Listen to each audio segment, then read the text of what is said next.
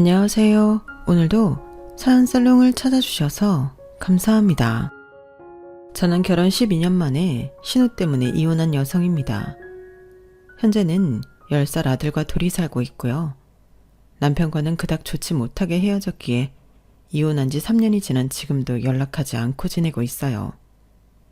사실 밀려있는 양육비 때문에라도 연락을 한번 할까 또 고민한 적이 있었는데 제가 우리 아들 키울 능력이 없는 사람도 아니고 싫어 죽겠는 남편이랑 굳이 연락을 하고 싶지는 않더라고요. 그리고 누가 그러는데 계속 양육비가 밀리면 법적으로 청구 소송을 할 수도 있다고 하길래 지금 생각으로는 그냥 나중에 적금받는다고 생각하고 그때 가서 법으로 받아도 좋을 것 같아요. 그래서 지금은 그냥 그 욕심 많고 어리석은 집구석에서 벗어난 것에 만족하며 살고 있는데요. 3년 정도 지나니까 혹시나 저 같은 일을 겪은 여자가 또 있을까 궁금하더라고요. 그런 이유로 이렇게 머리털 나고 사연을 처음 써보게 되었는데 그럼 지금부터 제가 왜 신우 때문에 남편과 원수지간이 되어 이혼하게 되었는지 소상히 알려드릴게요. 저희 신우로 말할 것 같으면 남편의 누나로 저에게는 손이 신우였어요. 그리고 놀랍게도 머리가 좋아 참 똑똑한 사람이었는데요. 참 희한한 건 공부머리는 너무 좋은데 주제 파악을 못하는 최악의 타입이란 게 문제였어요. 자기가 학벌이 좋다 보니 자기는 다른 사람들과 다르게 특별하게 살아야 한다는 강박 같은 게 있었는데요. 아주 환장합니다. 솔직히 저희 부부는 신우가 준 재벌 남자랑 결혼한다고 설치기 전까지는 아무 문제 없이 평범하게 잘 살았거든요. 신우가 제 남편 허파에 바람만 넣지 않았더라면 어쩌면 저는 이혼하지 않았을 거예요. 물론 크고 작은 부부싸움이야 꾸준히 있었고 또 앞으로도 있었겠지만 다들 그 정도는 겪으면서 살잖아요. 게다가 저희 부부 사이에는 눈에 넣어도 아프지 않을 아들도 있었으니 아들 생각해서 이혼은 할 생각이 없었는데 도저히 말이 통하지 않았어요. 아주 사람이 횟가닥 돌아서 가정을 지키려 노력하는 저에게 자기, 우리 누나한테 열등감 있니? 사람이 왜 이렇게 삐뚤어졌어? 우리 누나도 가족이잖아. 그럼 우리도 한마음 한뜻으로 도와야지. 라고 하는데 정말 어이가 없었어요. 열등감은 무슨 가족 전체가 허황된 꿈에 벼랑 끝으로 몰리고 있다는 걸 전혀 감조차 잡지 못했는데 어쩌겠어요. 같이 죽을 수는 없으니 이혼이라는 최후의 수단을 쓸 수밖에 없었죠. 그리하여 저라도 살아야겠다는 심정으로 아들을 데리고 이혼하게 되었는데요. 그런 제 결정은 훗날 조상님이 도운 신의 한 수였어요. 아니, 정상적인 사고를 할 줄 아는 사람이라면 당연한 거였는데 그들은 자기들도 재벌집과 사돈을 맺고 큰 돈을 벌 수 있다는 거짓 희망에 자기들 인생을 송두리째 바닥에 내동댕이 쳐버렸죠. 그리고 그 일로 신우는 자기 때문에 망한 가족들을 외면하고 혼자 살겠다고 잠수를 타버렸다고 했는데요. 이 사연을 그 못된 신우가 꼭 듣게 되었으면 좋겠네요. 그럼 지금부터 저한테 무슨 일이 벌어졌던 건지 궁금하실 것 같으니 그 이야기를 본격적으로 시작해 볼게요. 우선 제가 그 집구석에 시집가게 된 이야기를 해야 하니 저랑 남편 이야기를 잠깐 해보자면요. 저랑 남편은 소개로 처음 만났습니다. 왜 사람을 처음 소개받기 전에 대략의 그 사람의 정보를 듣잖아요. 남편과 저는 서로 비슷비슷한 조건의 사람이었어요. 스카이는 아니지만 서울에 위치한 4년제 나름 이름 있는 대학을 나왔고 둘 다 대기업 계열의 탄탄한 회사를 다녔는데 둘 다 홍기가 찬 나이라서 결혼에 관심이 많았어요. 친구들도 하나둘 시집 장가가고 회사에서도 제 또래들을 결혼을 한다며 청첩장을 돌리던 때였는데요. 그때 당시 연애도 하지 않고 있던 저라 살짝 조바심이 나더라고요. 그런 가운데 받은 가뭄의 단비 같은 소개팅 제안이었고 저는 좋다고 나가 남편을 만났어요. 그리고 남편과 저는 3살 차이로 대화가 잘 통했는데 부부가 될 인연이라 그랬는지 첫 인상도 나쁘지 않았죠. 그렇게 한 번, 두 번, 세 번 만나다 보니 연인 사이가 되었어요. 남편도 연애를 쉰 지 오래되어 여자친구를 만들고 싶어 했는데 둘 다 서로 좋게 봤기에 사귀게 되었죠. 그리고 나이도 그다지 어리진 않았기 때문에 나름 성숙한 연애를 했다고 생각했는데요. 그래서 1년이 지났을 즈음부터는 둘 다 결혼을 염두하고 있었어요. 이대로 2, 3년 잘 만난다면 결혼해도 되지 않을까 생각했죠. 그래서 호화로운 연애보다는 소박한 연애를 즐기며 결혼에 대한 이야기도 구체적으로 하곤 했는데 그런 부분도 남편과 저는 잘 맞았어요. 대체로 남편이 제 의견을 다 들어줬기 때문에 문제될 것이 없었죠. 저 역시 제 말을 잘 들어주는 남편이 좋았거든요. 그렇게 남편과 저는 3년 5개월 연애를 끝으로 결혼했어요. 그리고 결혼 전에 이미 남편한테 누나가 있다는 건 익히 알고 있었는데요. 누나가 어릴 때부터 그렇게 공부를 잘했다고 하더라고요. 외고를 나와 이름만 얘기하면 다 아는 Y대를 나왔고 같은 이름의 대학원까지 나와 집안의 자랑이라고 했는데 그때는 저도 와 멋지다. 나 그렇게 똑똑한 사람 처음 봐. 라며 신우를 엄청 좋게 봤어요. 솔직히 멋있다고 부럽기도 했거든요. 그런데 처음 시댁에 인사를 갔을 때 보게 된 신우는 사람이 참 별로였는데요. 무슨 말을 한 것도 아닌데 눈빛부터가 저를 아주 깔보고 있다는 것이 느껴져서 싫었어요. 사람이 아무리 나이가 저보다 많다고 해도 저도 어른인데 무례하다고 생각했죠. 게다가 신우는 당시 별다른 직업도 없이 집에서 놀고 있었기 때문에 제 입장에서는 한심하기 짝이 없었는데 듣자 하니 다녔던 회사마다 사람들과 문제가 있었던 모양이었어요. 그래놓고 신우는 진짜 수준 안 맞아서 같이 일을 못하겠더라고요. 무식한 주제에 왜 그렇게 아는 척을 하고 사람을 가르치려 하던지 꿀 같지 않아서 그냥 관뒀다니까? 지가 감히 학사 주제에 나한테 뭘 가르쳐? 이런 식으로 다른 사람들을 폄하했는데요. 누가 저 소리를 듣고 참겠어요. 그러니 그런 인성 논란으로 다니는 회사마다 왕따를 당했고 또 그 꼴은 못 보겠는지 신우가 더럽고 치사하다며 사표를 던졌다고 했는데 그렇게 수십 군데의 회사에서 사표를 낸 화려한 이력 때문에 나중엔 다른 회사에서도 채용을 꺼리는 것 같았어요. 워낙에 좁은 바닥에 경력을 숨기고 높은 학력으로 회사에 들어간다 쳐도 며칠 되지 않아 소문과 함께 또다시 그 나쁜 습관이 튀어나왔으니 어찌 보면 신우는 자기 손으로 자기 무덤을 판 꼴이 되었죠. 그럼 반성이라도 하고 그 좋은 머리로 다른 공리를 해야 할 텐데 신우는 늘 불만만 가득했죠. 레퍼토리도 늘상 같았고요. 자기처럼 석사까지 한 사람이 학사받은 사람들과 똑같은 곳에서 똑같이 일한다는 게 말이 안 된다고 자기는 무슨 특별 대우라도 받아야 한다는 듯 떠들고 다녔는데 저도 결혼하고 얼마 지나지 않아 그 말을 듣게 되어 당황했었죠. 내가 말이야 석사까지 따고 저것들이랑 똑같은 취급을 받는다는 게 말이 돼? 똑같이 일을 하는 게 맞는 거냐고. 아니 그렇잖아. 고졸 대졸이 얼마나 차이가 큰데. 그럼 학사랑 석사도 그 차이가 더 크다고 생각하지 않아? 나 참 진짜 답답해서 돌아버릴 것만 같아. 이건 뭐 다들 자격지심만 쩔어서 일부러 나한테 함부로 한다니까? 라고 했는데요.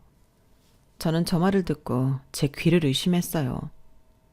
전에 남편한테는 이 정도 이야기까지는 들어본 적이 없었는데 남편도 이런 말까지 하긴 창피하니까 하지 않았겠죠. 그리고 저 역시도 결혼 초반에는 신우가 다른 사람들보다 똑똑하고 공부를 오래 한 걸 높이 샀는데요. 그렇다고 나는 너희들에 비해 많이 배운 대단한 사람이니까 특별 대우해는 아니라고 생각했어요. 하지만 신우는 정말로 그게 맞다고 생각하는 사람이었고 시부모님도 자기 딸 인성에 문제가 있다는 건 인지하지 못하셨는데 아니 오히려 자기 딸은 뭐라도 큰 일을 해낼 사람이라 굳게 믿는 눈치더라고요. 그리하여 자기들은 똑똑한 딸 덕에 호강할 거라고 믿어 의심치 않으셨는데 그게 시간이 지나면서 당신들 딸이 돈 많은 집에 시집가서 능력 있는 사위 등골 파먹고 싶다는 걸로 바뀌더군요. 자기들도 자기 딸을 저렇게 키웠는데 그저 그런 사위를 볼 수는 없다고 생각하셨는데 그런 거 보면 남편이 신우처럼 공부를 잘 하지 않아서 다행이라는 생각을 했어요. 만약 남편도 공부를 제법 해서 신우처럼 좋은 대학에 들어가 석사까지 했다면 며느리에 대한 눈높이도 하늘 높은 줄 몰랐을 거니까요. 그런 부분에서는 남편에 대한 기대는 별로 없으셨기 때문에 비슷한 스펙의 저를 반대하지 않으셨는데 결혼 생활 중에도 시부모님과도 갈등은 없었거든요. 다만 신우랑은 늘 불편한 신경전이 있었는데요. 왜 아니겠어요? 신우 눈에는 제가 마냥 자기보다 못한 사람으로 보였겠죠. 옳게 나온 대학이 어디라고 했지? 나는 서울에 대학이 많다고 해도 잘 모르겠더라. 아, 그러세요? 저 땡땡대 나왔어요. 그래? 거기 4년제인 거지? 그럼 지금 회사에서는 연봉이 얼마야? 그 대학 나오면 대기업에는 못 들어가는 거지. 못 들어간다기보다 제가 지금 다니는 회사가 좋아서 지원했는데 그리고 굳이 따지는 것도 웃기지만 저희 회사 대기업 계열사라 대우는 비슷해요. 그래도 계열사가 계열사지 대기업은 아니잖아. 사람들이 회사 이름 얘기하면 알기는 해? 그럼요. 아는 사람들은 다 아는데 그이 다니는 회사도 그렇고요. 나는 그래도 전통 계열이 좋더라. 신라시대 골품제를 생각해봐. 진골이 아무리 지들이 높다고 설쳐도 성골 앞에서는 반개잖아. 그러게 학교 다닐 때 공부 좀 열심히 하지 그랬어? 하긴 이건 내가 내 동생한테도 계속 얘기했던 건데 안 되는 건 안 되는 거더라. 그렇지. 안 그럼 개나 소나 다 스카이 가겠지? 이런 식으로 골품제까지 들먹이며 사람을 아주 대놓고 무시했는데 세상에는 저희 신우보다 더 많이 배우고 잘난 사람들도 정말 많을 텐데 그 사람들도 다들 저런 마인드를 갖고 살까요? 솔직히 저도 인서울 4년제 나와 번듯한 회사 다니는데 막말로 고학력이지만 백수인 신우한테 무신당한다는 게 기분이 좋을 리가 없었죠. 게다가 신우는 그 스펙에 시부모님에게 용돈 받아서 살고 있었는데 제 눈에는 그런 신우가 더 한심스러워 보였거든요. 거기에 자기 주제도 모르고 취향이랑 눈은 왜 그리도 머리 꼭대기에 붙었는지 비싸고 이름 있는 것만 밝혔더라고요. 그렇다고 또 인물이 어마무시하게 뛰어난 것도 아니었는데요. 이건 제 개인적인 의견일 수 있겠지만 제 눈에 신우는 절대 미인도 아니었거든요. 게다가 그 좋은 머리로 자기가 뭘 하고 싶은 건지도 모르고 그저 남보기 좋은 것만 따져댔는데 보고만 있으면 답답했죠. 하지만 손아래 신우도 아니고 팔은 안으로 굽는다고 남편이나 시부모님에게 신우에 대해 싫은 소리를 하지 않았는데요. 남편은 그걸 나중에 제가 자기 누나한테 꿀리기 때문에 말을 못한 건 줄 알더라고요. 저는 그런 생각을 하는 줄도 모르고 불만이 가득해 배려를 해준 건데 제 입장에서는 뒤통수 맞은 꼴이 되었죠. 그리고 신우는 말은 아니라고 하지만 은근히 남자도 좋아하고 늦어진 만큼 남들 보기 번듯한 남자를 만나 결혼을 하고 싶어 했는데 하루는 백수 생활을 청산하겠다고 했어요. 그러면서 자기는 무슨 일이 있어도 꼭 대기업에는 들어가겠다고 했는데 나중에 알고 보니 결혼정보회사에 등록할 때 아무리 학력이 좋아도 직업이 없으면 가입이 안 된다는 소리를 들었다고 하더라고요. 그래서 이왕이면 대기업에 다니는 능력 있는 여자로 어필하기로 마음먹었다고 했는데 나이가 나이인 만큼 대기업 취직도 쉽진 않았죠. 아무리 석사까지 했다고 해도 어리고 똑똑한 신입생 지원자가 많은데 업무 경험도 별로 없는 나이 많은 신입을 누가 원하겠냐고요. 그러니 그것도 쉽진 않았는데 무슨 바람이 들었는지 눈을 낮춰 뭐 중소기업에 취직했다 하더라고요. 저는 그 소식을 들었을 때 그래도 형님이 잘하셨다 생각했는데요. 다른 가족들은 아니었어요. 그 학력에 그런 시시한 중소기업이라니 우리 딸이 또 우리 누나가 너무 아깝다고 아쉬워했는데요. 저는 그때 알았어요. 신우가 저런 건 어찌 보면 집안 분위기에도 문제가 있겠다. 그런 생각이 들더라고요. 그래도 뭐 이유가 어찌됐든 신우가 그렇게 일해서 돈을 벌고 결혼을 한다면 적어도 제 입장에서는 신우를 자주 볼 일도 없고 이 답답함도 해결될 거라고 생각했는데, 그래서 제가 오지랖 넓게 아는 사람들 물어물어 남자도 소개해봤네요. 나름 학력이나 조건을 맞춰본다고 신경을 많이 써서 자리를 주선했지만 돌아오는 건 불만뿐이었어요. 어디서 그런 남자를 자기한테 소개할 수가 있냐고 저더러 자기를 무시했다고 입에 거품을 물더라고요. 울케, 지금 나랑 장난해? 그 남자 연봉이 얼만 줄 알아? 내가 참 기가 차서 꼴랑 1억 조금 넘더라. 그걸 나누기 12 해봐. 월급이 얼마겠어? 그리고 키도 그래. 남자가 180은 기본 아닌가? 게다가 그 남자 국산차 타더라. 내가 정말 표정 관리하느라 얼마나 힘들었는지 알아? 형님, 그래도 그 남자 제가 알기로 집안도 좋고 형님처럼 와이대 경영대학원까지 나왔다고 했어요. 그리고 자기 사업할 거라서 지금은 이 회사 저 회사 경험 쌓는 중이라고 했는데, 그래도 연봉이 1억이면 엄청 높은 거죠. 높긴 개뿔. 그럼 사업을 성공시킨 다음에 나를 소개시켜 주던가. 형님도 참, 그 정도로 잘 나가면 그땐 그 사람도 형님 말고 더 괜찮은 여자 찾겠다고 하죠. 막말로 남자들이 능력 있으면 젊은 여자 만나려고 할 텐데. 뭐야? 왜 이렇게 지금 나 나이 많다고 매기는 거니? 이 봐봐. 꼴에 나를 무시하고 있네. 옳게, 나 석사까지 한 여자야. 그것도 별 볼 일 없는 그런 학교 아니고 스카이. 스카이 모르니? 아, 저런 말까지 듣는데 내가 잘못했구나. 그날 하루 종일 저는 신우한테 들들 볶이며 내가 왜 그랬을까 자책하고 또 자책했어요. 그리고 다짐하기를, 내가 앞으로 절대 신우한테 남자를 소개하나 봐라 이를 부득부득 갈았는데, 그렇듯이 눈이 정수리에 가서 붙었으니 어느 남자가 성에 차겠냐고요. 게다가 막말로 잘생기고 키 크고 집안 좋고 능력 있고 서울에 자가 있으면서 외제차까지 있는 남자가 미치지 않고서야 나이 많은 저희 신우가 눈에 들어오겠어요? 하지만 자기 학력만 믿고 사는 신우는 전혀 그런 자기 주제 파악을 하지 못했는데 그냥 조용히 우리 신우는 시집가긴 글렀구나 생각했죠. 그런데 집신도 짝에 있다고 오랜 시간이 걸리긴 했지만 제가 이혼하기 1년 전에 결혼할 남자가 생겼다고 신우가 설레발을 치기 시작했는데, 그때는 집안이 아주 난리도 아니었죠. 경사가 났다고 시어머니가 좋아서 저한테까지 다 전화를 하셨는데, 사실 자기 딸이 나이는 점점 차고 그나마 다니던 중소기업도 끝내는 때려치고 용돈 타령이나 해서 걱정이 이만저만이 아니었다고 양심 고백을 하셨어요. 그렇게 신우는 아무리 학벌이 좋다고 해도 결혼시장에서도 재혼 자리 아니면 해볼 수 있는 자리가 없다는 소리까지 들었다고 했는데요.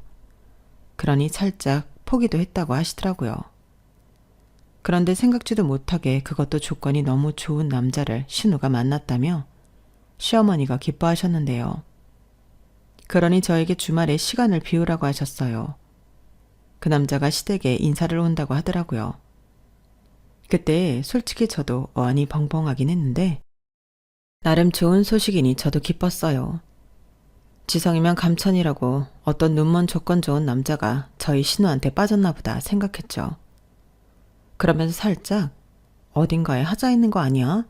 이런 혼자만의 생각은 했었더랬는데요. 막상 시댁에 가서 그 남자를 보니 아주 훤칠하더군요. 신우 이상형대로 키도 크고 인물도 좋았는데 넉살은 더 좋았어요. 들어보니 신우랑 동갑이었는데 부모님이 부동산 투자로 준 재벌이라고 자기 입으로 말했어요. 그러면서 본인도 투자 사업을 크게 하고 있다며 향후에는 부모님 사업들까지 물려받아 본인이 관리할 거라고 했는데요. 입고 있는 옷부터 시작해 시계, 구두, 자질구레한 벨트, 지갑까지 모두 명품이었어요. 거기에 시댁에 인사를 온다고 가져온 선물도 입이 떡 벌어졌는데 한우 선물 세트에 꽃바구니, 과일바구니, 케이크에 최고급 양주까지 싸들고 와서 신우 어깨가 장난이 아니더라고요. 신우 모습이 벌써 결혼해서 사모님 소리를 듣고 있는 사람이었어요. 아무튼 그날의 분위기는 화기애애하고 좋았어요. 무엇보다 신우가 그 남자를 엄청 좋아했는데 아두 본드를 붙여놓은 듯 그 남자 옆에 찰싹 달라붙어 있더군요. 저는 신우의 그런 모습을 그때 처음 봤어요. 자기야, 물 줄까? 손수건 필요해? 불편하면 말만 해. 내가 다 해줄게.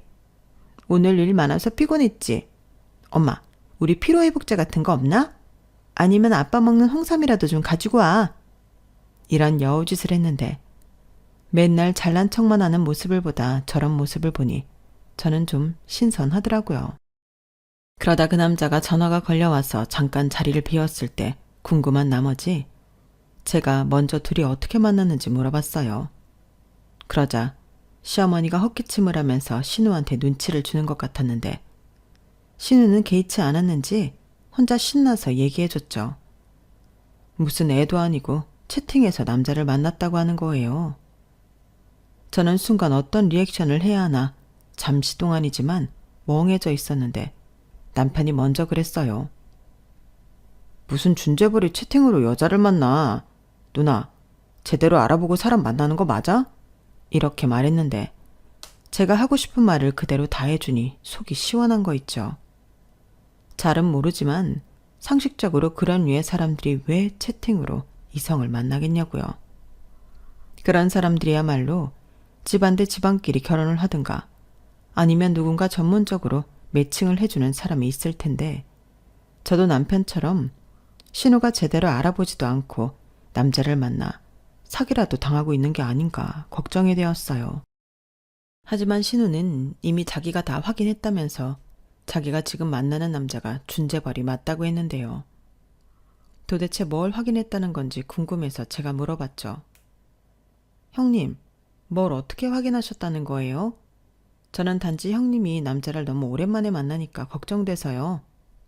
걱정은 무슨, 우리 그의 집도 가봤고 사무실도 가봤어. 그리고 아까 못 봤어? 하고 다니는 거 봐. 저런 건 흉내 내려고 해도 안 되는 거야.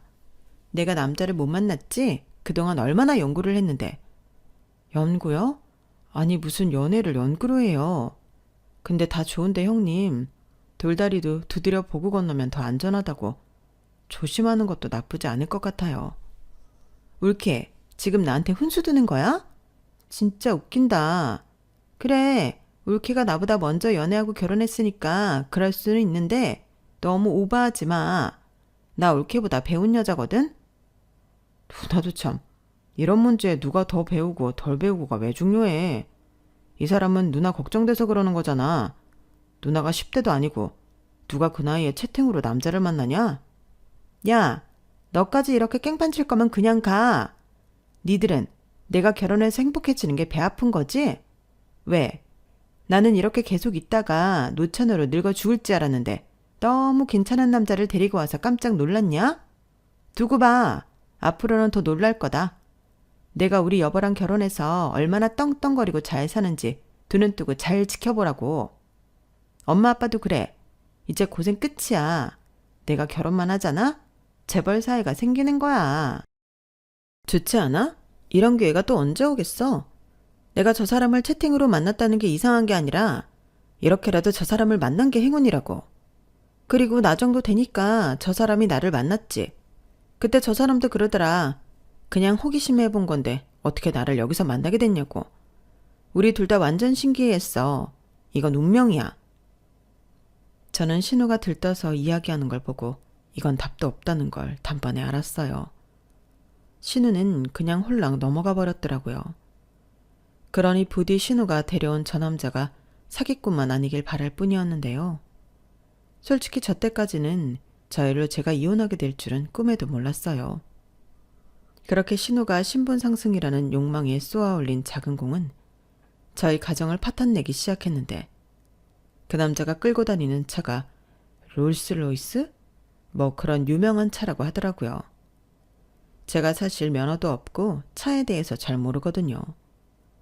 그런데 그 차가 저희 남편이 죽기 전에 꼭 사고 싶은 그런 차라며 남편이 전과는 다르게 흥분하기 시작하는데 이 인간이 왜 저러나 싶었어요. 솔직히 창피하더라고요. 그만 좀 해. 사람이 왜 이래 없어 보이게. 없어 보이는 게 아니라 없는 게 맞아. 자기야, 이 차가 얼만 줄 알아? 세상에나 우리 누나가 진짜 재벌 남자를 만난 게 맞나 봐. 마냥 의심만 할 게 아니네. 차 하나 봤다고 이러는 거야? 그러다 사기꾼이면 어쩌려고. 아까 형님 못 봤어? 남의 말은 전혀 들을 생각이 없어 보이잖아. 좋아해서 그렇지. 지금이 제일 좋을 때잖아. 우리는 뭐 안 그랬나? 그러지 말고 그냥 좋게 생각하자. 우리 누나가 꿈에 그리던 이상형 만나서 시집가면 그게 제일 좋지. 왜? 자기 배 아파서 그래? 우리 누나가 영영 시집도 못 가고 저러고 있을 줄 알았는데 너무 괜찮은 사람을 만나서? 뭐라고? 사람을 뭘로 보고? 누구보다 형님이 시집가길 바라는 사람이 바로 나야. 그래야 형님도 내 마음을 알지. 그래, 그럼 자기는 매형이 사기꾼이 아니길 빌어. 그게 우리 가족의 전부 회피한 일이네. 남편은 신우가 만난다는 남자의 차를 보더니 한순간 마음을 바꿨어요.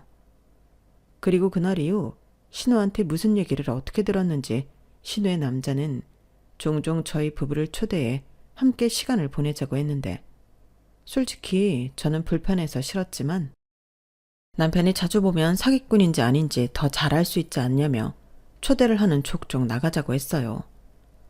그리고 그렇게 오라는 약속 장소를 가면 매번 입이 떡하고 벌어졌는데 저는 머리털 나고 한 번도 가본 적이 없는 그런 곳들이었거든요.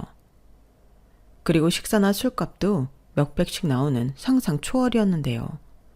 신우가 아주 입이 귀에 걸렸더군요.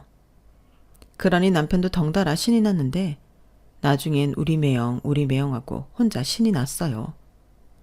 심지어 다른 사람들한테도 자기가 준 재벌 매형이 생긴다고 자랑까지 하고 다니는 모양이었는데 원래 저런 사람이 아니었는데 사람이 어쩌다 저리 됐나 살짝 눈살이 찌푸려지더라고요.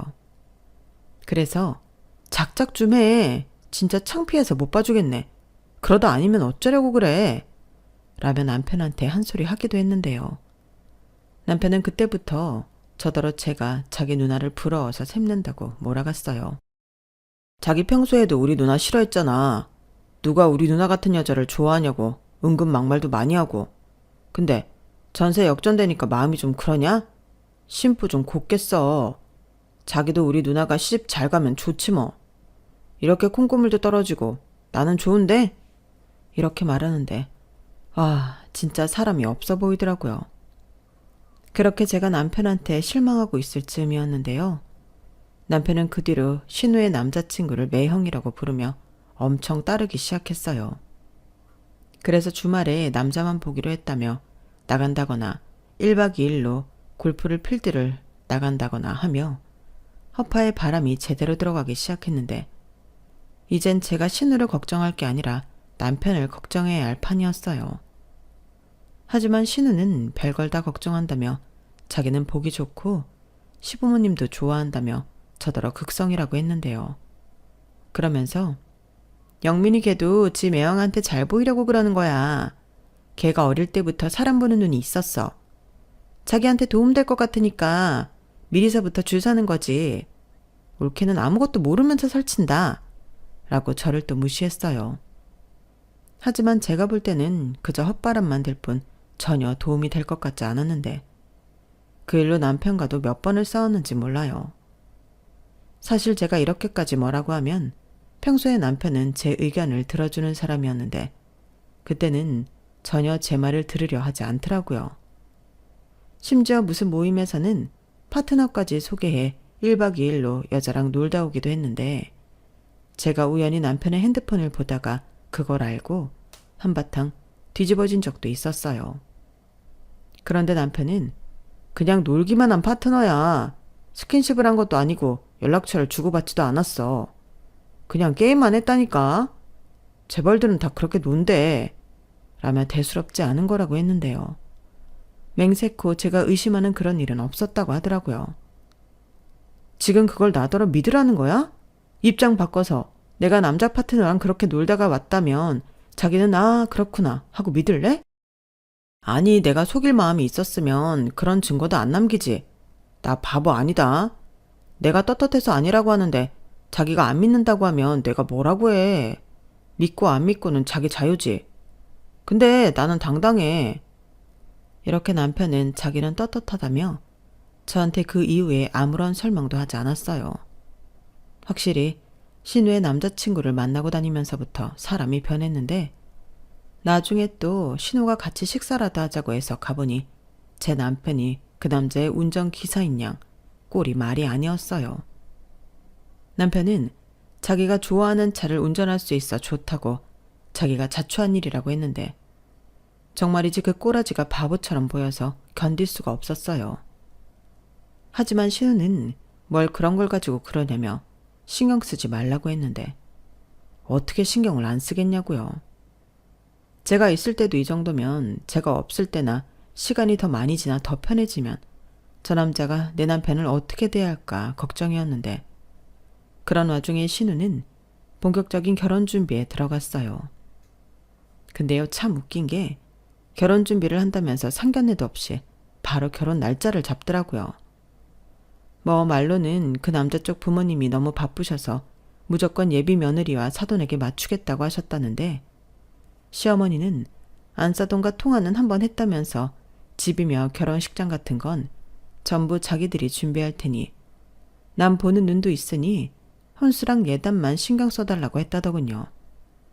그러면서 혼수와 예단 리스트라고 문자로 보냈다는데 세상에나 대충만 훑어봐도 억소리는 나오는 게 생겼더라고요. 밍크부터 시작해서 명품 회사를 차릴 건지 가방, 옷, 신발 거기에 양말까지도 리스트에 있었는데요. 신우 말로는 재벌들은 다 그런다고 골빈 소리를 하더군요. 거기에 골드바 뭐 그런 것들도 적혀 있었는데 저도 결혼을 해본 사람이지만 전부 다 생소한 것들이었어요. 그리고 우선적으로 그렇게 혼수를 해줄 만큼 시댁이 경제적으로 여유가 있는 것도 아니었는데 딸을 부잣집에 시집을 보내야 한다는 시부모님의 집념은 대단했죠. 여기저기 돈을 빌리고 대출까지 받아서 그 리스트를 빠짐없이 준비하셨다 하더라고요. 그리고 결혼 날짜를 얼마 남겨두지 않고 예비 아주버님이 해외 출장 일정이 잡혔다고 했는데요. 중요한 해외 투자처라며 자기가 안 가면 일이 안 된다고 했었죠. 그러면서 그때 공항 갈 때 운전을 제 남편한테 부탁했는데요. 저는 옆에서 팔짝 뛰며 거절하라고 했지만 남편은 제 반대에도 불구하고 그러겠다고 했어요. 출장 일정이 일주일 정도 되는데 그 일주일 동안 그 차를 남편더러 자유롭게 써도 된다고 했다더라고요. 그러니까 그 말에 남편이 넙죽 엎드려 좋다고 한 건데 저렇게 벨도 없는 인간이었나? 오만 정이 떨어지더라고요. 그 차가 뭐라고 저렇게 사람이 자존심도 없이 저러나 어디 가서 내 남편이라고 말하는 것도 쪽팔렸는데요. 그래서 남편이 저에게 예비 아주버님 배웅해주러 같이 가자고 했을 때도 싫다고 했어요. 그리고 당일에 공항에 다녀온 남편은 그 차를 저희 아파트 주차장에 주차를 해놓고 하루 종일 싱글벙글이었는데 행여 누가 문콕이라도 할까 아니면 긁고 도망이라도 가진 않았을까 전전긍긍했는데요. 그렇게 저희 집 주차장에 그 차를 모셔놓고 생각나면 내려가서 차 한번 보고 닫고 광내고 아들한테도 생전 귀찮아서 얘기도 하지 않던 교회로 나가서 자전거를 타고 오자고 아들한테 졸랐어요. 저는 그런 남편한테 그러다 남의 차 사고로다 나면 어쩌려고 그러냐 한 소리 하기도 했는데 이럴 때 아니면 자기가 저 차를 언제 끌어보겠냐고 제 아들보다 남편이 더 어린애 같더라고요. 하지만 그렇다고 저런 모습에서 정이 떨어져 이혼을 결심한 건 아니었는데 제가 이혼하게 된 결정적인 일은 그 후로 4일 뒤였어요. 곧 있으면 귀국을 해야 하는 예비 아주버님이 자금 문제가 터져서 귀국은 물론이고 당장 결혼도 하기 힘든 상황이라며 신우한테 SOS를 쳤다고 하더라고요. 만나기로 한 해외 투자처가 사기였다면서 여기서 펑크가 나면 도미노처럼 줄줄이 자금 문제로 큰일이라고 했는데 자기 부모님 돈까지 몽땅 들어와 있는 상황이라 집안 자체가 망할 수도 있는 일이라고 했어요. 다만 첫 고비만 넘기면 자기가 귀국해서 건물과 사업을 일부 정리해서 자금난을 해결할 수 있다고 했는데요. 이미 혼수며 예단 준비를 거금을 들여 끝내놓은 신우는 혹여라도 시집을 못 가게 될까봐 안달복달이 나셨어요. 그리하여 저희 부부한테도 시댁으로 오라며 호출을 하신 건데요. 그때도 말도 안 되는 강요를 받게 되어 저는 남편이랑 이혼까지 하게 되었어요. 시어머니가 저를 보자마자 이런 소리를 하셨거든요. 큰일 났다. 우리 정서방이 해외에서 들어오지도 못하고 사기꾼을 만나서 고초를 겪고 있대. 어머니, 그게 무슨 말씀이세요? 옳게, 머리가 안 돌아? 왜 바로 못 알아듣고 그래? 지금 우리 그이가 오랫동안 공들인 투자를 사기를 당했다고. 거기서 자금에 구멍이 나서 국내 사업도 휘청하게 생겼다니까? 누나, 정말이야? 그럼 우리 매형 망해? 그럼 차는? 차도 넘어가는 거야? 너는 지금 이 와중에 차가 걱정이니? 우리 남편 어쩌니? 그래서 하는 말인데 니들 아파트 말이다. 그거 값이 많이 올랐다고 하지 않았니? 네? 어머니, 갑자기 저희 아파트는 왜 물으세요? 설마 저희 아파트 팔아서 돈 내달라는 거 아니시죠? 저희 이제 3년 살았어요. 올케 좀 도와줘. 아니, 올케도 잘 생각해봐. 이건 투자하는 거야. 이번 일만 잘 해결되잖아? 그럼 나 시집 가는데 문제 없고, 그럼 나랑 우리 그이가 그 집보다 더 비싼 아파트 사주고도 남지. 형님, 저는 그런 말 안 믿어요. 그리고 이제서 하는 말인데 저는 그 사람 사기꾼 같다고요. 뭐라고? 올케나 웃긴다.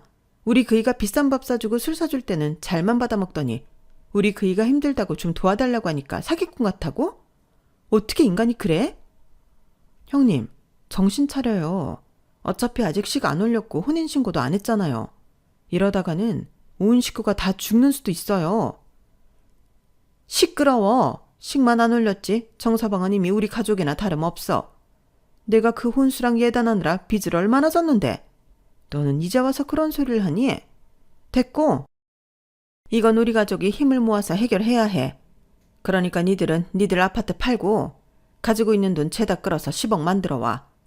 지금 당장 20억이 필요하다고 하는데 니들 할당은 10억이다. 니들 아파트만 팔아도 어느 정도는 되잖아. 말도 안 돼요, 어머니. 저희가 왜 형님 시집 보내기 위해서 어렵게 장만한 집을 팔아요? 경민애미야, 진정해라. 이번 일만 넘어가면 우리가 무슨 수를 써서라도 니들이 손해본 건 해결해 줄게. 지금은 네 신우 결혼하는 게 우선이니까 협조 좀 부탁하마. 싫어요. 말도 안 돼요. 옳게, 진짜 너무한다. 좋아, 내가 약속할게. 각서라도 써달라고 하면 써줄게. 10억 만들어주면 1년 안에 20억으로 갚는다고. 뭐? 20억? 누나 정말이야? 그래, 네 매형 재력이면 1년이 뭐야. 6개월도 안 걸려. 왜 이렇게들 간이 작아? 이래서 소시민들하고는 수준 차이가 나서 말이 안 통한다니까? 저는 신우의 말도 안 되는 소시민 타령에 어이가 없었어요. 그리고 절대 우리 집만큼은 양보할 수 없다. 못을 박았는데 다행히 저희가 아파트를 장만할 때 공동명의로 해놔서 남편이 아무리 20억에 혹했다고 해도 혼자는 어쩔 수 없었어요. 그러니 남편은 집에 와서도 저를 달달 볶기 시작했는데요. 이거야말로 로또라며? 사람 어려울 때 제대로 한번 도와주고 두고두고 보상받는 거야. 이참에 매형차도 나한테 줄 수 있어. 라며 호파에 바람이 잔뜩 들었더라고요. 저는 무조건 안 된다고 했죠. 내가 장담하던 게 네 누나 꽃뱀, 아니 방울뱀한테 물린 거라고 정신 차리라고 했어요. 남편은 말도 안 되는 소리 하지 말라며 자기도 다 알아봤다고 큰 소리를 치더군요. 이 인간이 알고 보니까 매형 하면서 그 남자 말에 홀려 저 몰래 신용 대출을 받아 몇 군데 투자를 했다고 하는 거예요. 그러면서 자기도 꼼꼼히 알아보고 했다며 자기 매형이 준재벌의 유능한 투자 사업가라고 하던데 저는 남편의 말에 경악했어요. 저희가 맞벌이인 만큼 경제 관리는 각자 알아서 하고 있었거든요. 그러니까 서로 200만 원씩 생활비와 적금 낼 돈을 공동통장에 입금하면 그 나머지 돈은 알아서 쓰고 있었는데 이 인간은 그동안 갖고 있던 돈도 부족해서 대출을 받았고 저 몰래 그 빚을 갖고 있었던 거죠. 하긴 이제 와서 느낀 건데 남편은 걸핏하면 돈이 없다고 했어요. 그래서 저한테 택시비 5만 원만 달라고 하는 날도 있었고 금방 준다며 10만 원, 20만 원, 30만 원씩 빌려가기도 했는데 왜 돈이 없다고 저런 말을 했는지 순간 이해가 다 됐어요. 저는 원래 돈에 있어서는 남편한테 간섭을 잘 하지 않았거든요. 그래서 그때도 이번 달은 지출이 많아서 돈이 부족한가 보다. 이런 식으로 생각하고 돈을 빌려줬는데 그럼 또 월급 받아서 돈을 곧잘 갚으니 별 다른 의심을 하지 않았던 거죠. 하지만 꼬리가 길면 밟힌다고 점점 빌리는 돈 액수가 커졌는데 그때는 살짝 어라? 하며 의심이 가긴 했어요. 제 딴에는 예비 매제를 만나 지출이 늘었다고 생각했던 거죠. 그런데 이게 그런 지출이 아니라 투자한다고 대출받아 쓴 돈이라니 너무 충격이었어요. 하지만 남편은 미래를 위한 투자를 했을 뿐 전혀 잘못했다고 생각하지 않았는데 그러니 이번에도 10억을 벌 수 있는 기회라며 집을 당장 팔자고 하더라고요. 자기가 알아봤는데 저희 아파트를 팔면 9억 정도에 넘길 수 있고 그 돈으로 집 대출금 남은 걸 갚아도 7억 넘게는 만들 수 있다며 나머지 부족한 건 제가 신용대출을 받아서 10억을 채우자고 했는데 남편이 너무 구체적으로 이야기하니 그 자체만으로도 너무 소름이 끼쳤어요. 물론 안 된다고 단호하게 거절했죠. 그렇잖아요. 그럼 집 팔고 빚 내고 그 이후에는 시댁 들어가 사는 건데 제가 왜 신우 때문에 시집살이를 하면서 빚이나 갚고 살아야 하는 건지 생각만 해도 질색이었어요. 남편은 고생은 짧고 행복은 길다고 했지만 저는 전부 개소리처럼 들렸거든요. 그렇게 그날 아주 맹렬하게 싸웠는데 그 다음 날이 되고 그 다음 날이 되어도 남편은 그만두지 않더라고요. 급기야 자기는 무조건 10억을 더 벌어야겠다고 싫으면 이혼하자고 했는데요. 어이가 없었어요. 그래서 진심이냐? 이거 분명 가족 전체가 알거지되는 사기라고 제가 아무리 뜯어말려도 의심병 있는 저만 빠지라며 이혼 서류까지 들고 나타났는데 이쯤 되니 이건 아무리 말려도 될 일이 아닌 것 같았어요.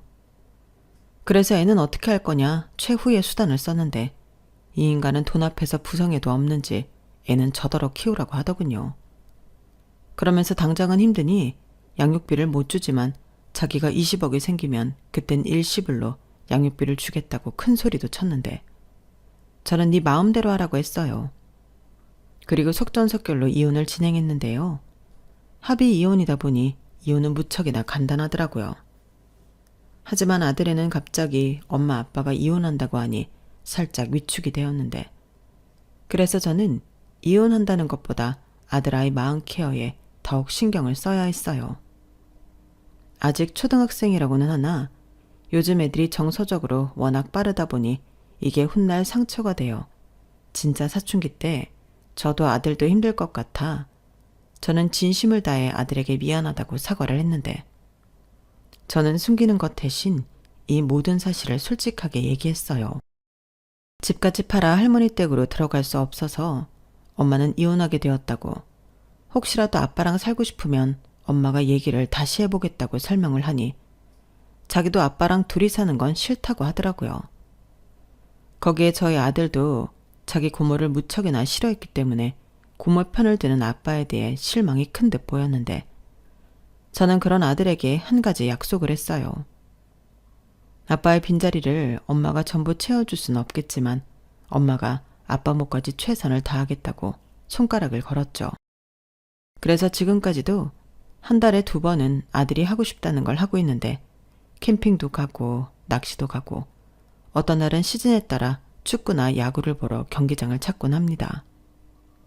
덕분에 요즘은 아들이랑 더욱 돈독하게 잘 지내고 있는데요. 이혼 전에는 솔직히 귀찮고 힘들어서 그런 건 아빠 몫이라고 생각했었거든요. 하지만 남편이 없다 보니 우리 아들만 그런 것들을 못할까봐 저는 힘들어도 아들과의 약속은 칼처럼 지키고 있는데 지금은 그런 제 노력을 아들아이가 다 알아주더라고요. 솔직히 남편보다 아들이 더 낫더라고요. 그러니 이렇게 되기까지 저는 이혼 후에도 노력을 쉬지 않았는데 저랑 이혼한 남편은 상황이 더욱 나빠졌어요. 그 이유는 제가 우려한 일이 무슨 예언처럼 그대로 다 이루어졌거든요. 결국 저랑 이혼하고 사채까지 당겨 쓴 남편은 피해자 중에 가장 큰 피해자였는데 신우를 홀린 그 사기꾼은 완전 전물 방울뱀이었어요. 한 번에 여자 셋을 작업해 돈을 뜯어 사기를 쳤는데 남편이 그토록 좋아했던 그 차도 그 남자의 차가 아니었다고 하더군요. 그 차는 그 남자한테 잘못 걸린 여자 중에 한 명의 소유로 빚을 못 갚아 수배된 차량이었는데 이 남자가 번호판만 갈아 끼며 법망을 요리조리 피해 다녔나 보더라고요. 그러다 더는 어려울 것 같으니 그 차를 제 남편한테 인심 쓰듯 버린 건데 이 바보가 그걸 모르고 전국 방방곡곡을 타고 다녔던 거예요. 그러니 당연히 걸렸고 그놈의 사기 행각이 드러났는데 이미 돈은 다 뜯긴 뒤였죠. 20억만 송금해주면 급한 불을 끄고 금방 갚아주겠다고 했던 그 방울뱀은 그대로 잠적해버린 거였어요. 그러니까 그 돈 20억과 혼수랑 예단한다고 쓴 돈까지 시댁 총 빚은 이자까지 합쳐서 30억이 넘었다고 했는데 시댁 집도 날아가고 남편 급여에 압류가 들어오는 등 상황이 파국으로 치달았다죠. 그러니 양육비는 고사하고 당장 돈이 필요했던 남편이 저에게 찾아와 무릎까지 꿇고 돈을 빌려달라고 했는데 제가 미쳤나요? 어차피 제가 도와준다고 해결될 빚의 단위도 아니었죠. 더욱이 저는 애랑 살아야 하는데 절대 그런 눈먼 돈을 해줄 수가 없다 단번에 잘랐고 그 뒤로도 한동안 남편의 돈 빌려달라는 연락은 끊이지 않았어요. 사채까지 썼으니 감당이 안 되는 거겠죠.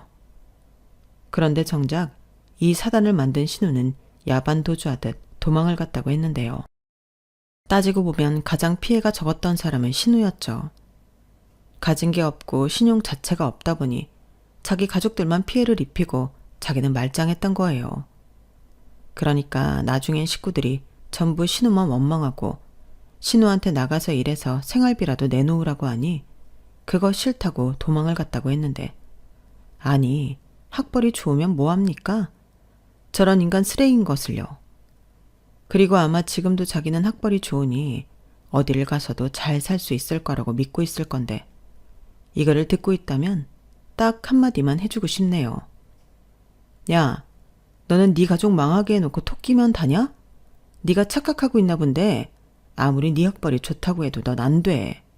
네 인생은 이미 글렀어. 이 말을 얼굴 보고 해줬어야 하는데 그러지 못한 게 살짝 아쉽습니다. 그래도 저는 확신해요. 분명 그 얼빠진 신우는 어디에 가든 사람 구실 제대로 못하고 까불다가 개망신 당하고 살 텐데 그런 신우를 보면 공부만 잘하는 것도 별로 좋은 건 아닌 것 같아요. 학벌이 좀 딸리면 어떤가요? 올바른 정신으로 성실하게 살면 저런 인간들보다 훨씬 더 행복하게 잘 살 수 있잖아요. 그런 의미에서 저는 제 아들에게 공부할 생각이 없는데 부디 우리 아들은 아빠랑 다르게 정신 똑바로 차리고 자기 힘으로 성실하게 많은 것을 이루고 살길 바라는 마음입니다. 저는 현재 남편과 연락이 끊긴 지는 오래되었어요. 돈 빌려달라고 한참 매달릴 때 외면했더니 그날 이후엔 연락이 끊어졌거든요. 그리고 연락하면 돈 타령할 게 빤했기에 저도 남편한테 연락할 생각이 없었는데 그게 벌써 3년이 넘었더라고요.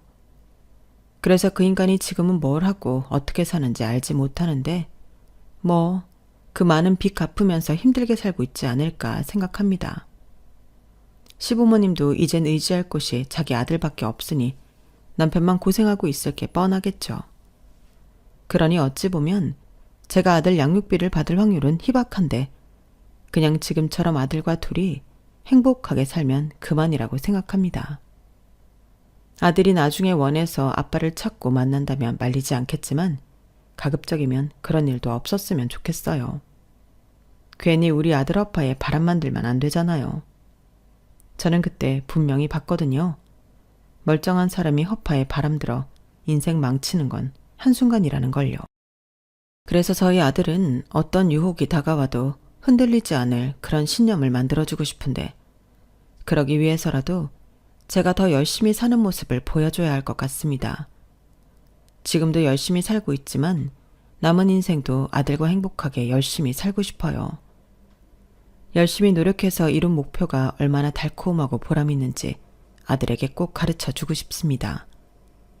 그리고 끝으로 한탕을 꿈꿨던 전남편과 전남편의 가족들이 자기들이 틀리고 제가 맞았다는 걸 뼈저리게 느끼고 후회하며 살길 바라는 마음이에요. 그러게 제 말을 들었으면 얼마나 좋아요. 이상 제가 정신 나간 신우 때문에 이혼하게 된 사연이었습니다. 여러분들은 제 이야기 어떻게 들으셨나요? 부디 즐거운 시간이었기를 바라며 저는 이만 마지막 인사를 드리겠습니다. 지금까지 제 사연 들어주셔서 감사드리고요. 늘 건강과 행복, 두 마리의 토끼를 다 잡는 여러분들이 되시길 진심으로 바라겠습니다. 그럼 안녕히 계세요. 여러분, 사연 댓글에 응원과 현명한 조언 부탁드려요. 좋아요와 구독은 저에게 큰 힘이 됩니다. 오늘도 좋은 일 가득하세요.